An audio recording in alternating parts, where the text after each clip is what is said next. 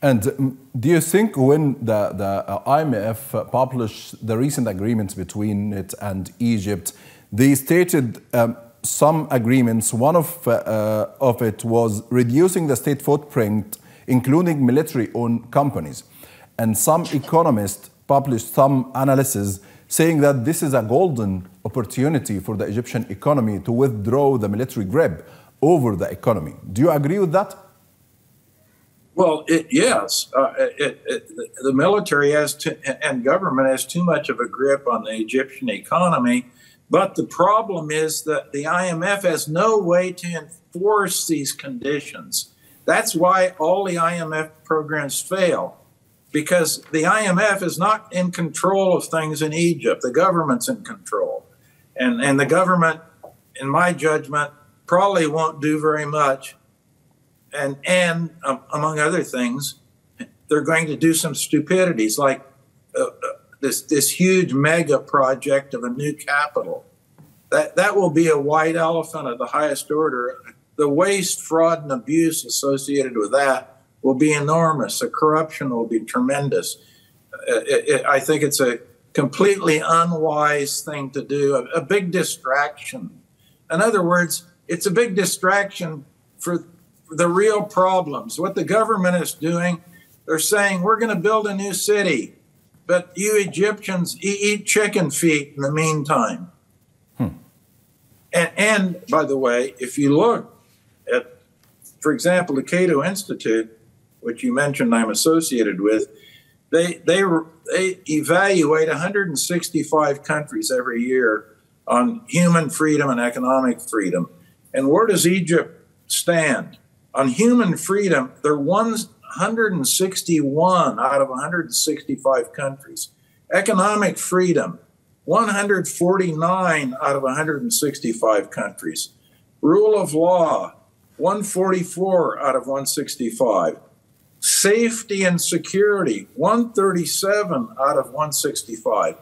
The government can't even keep Egypt safe for people to be walking around in the street. Also, the legal system and property rights, 143 out of 165. Terrible rankings in all those structural things. Those are all structural, institutional things that don't get changed very fast. And the rating of Egypt, they're at the bottom of the barrel. But you know, Steve, the governments always do like to argue such a ranking and such an indicator. So the question is, from the government perspective, how these all bad rankings and indicators impact the economy?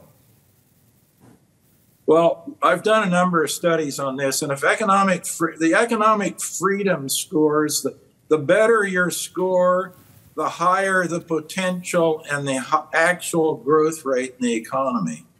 So it's very closely related, almost one-to-one.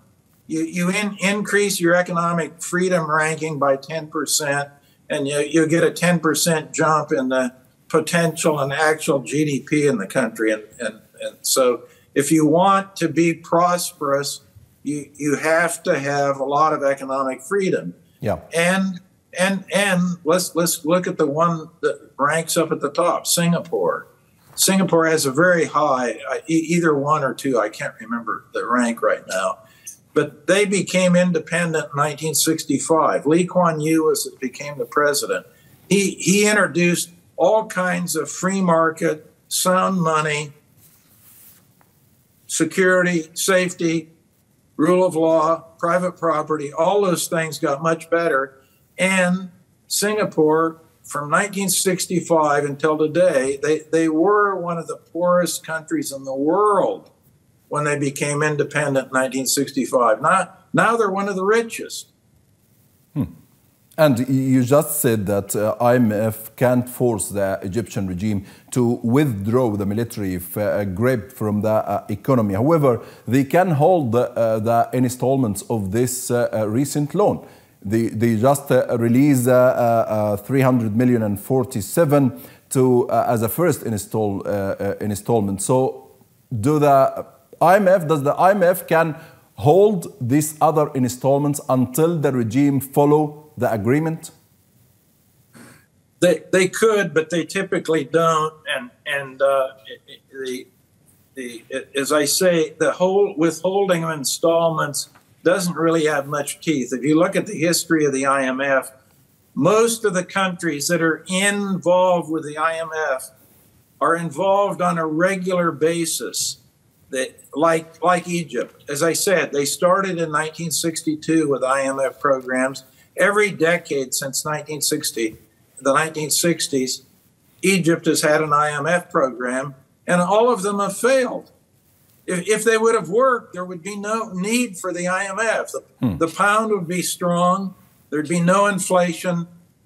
Poverty levels would be a lot lower. The government wouldn't be suggesting ridiculous things like eating chicken feet to control inflation. Now, all of that would have been fixed a long time ago if the IMF program worked. The problem is they don't work.